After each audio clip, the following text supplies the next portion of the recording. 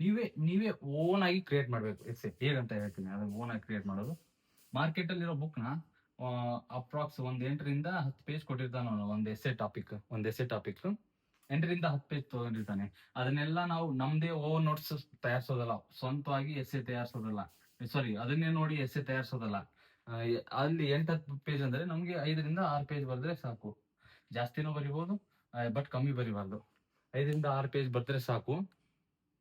ಇಷ್ಟು ಮಾಡ್ಬೇಕಂದ್ರೆ ಈ ತ್ರೀ ಸೋರ್ಸ್ ಇಂದ ಹೇಗೆ ಕಲೆಕ್ಟ್ ಮಾಡೋದು ಅಂತ ಎಕ್ಸಾಂಪಲ್ ತಗೊಂಡಿರ್ತೀನಿ ನಿಮ್ಗೆ. ಎಕ್ಸಾಂಪಲ್ ತಗೊಂಡಿರ್ತೀನಿ ಸ್ವಲ್ಪ.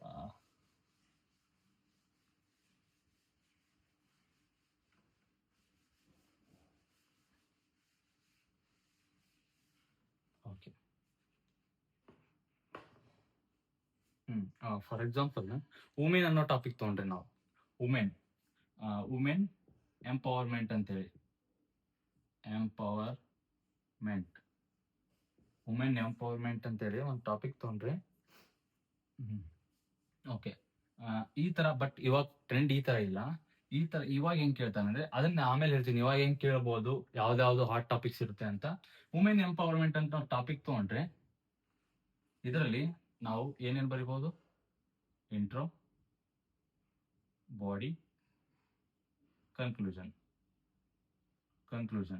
First point, second, third. ಈ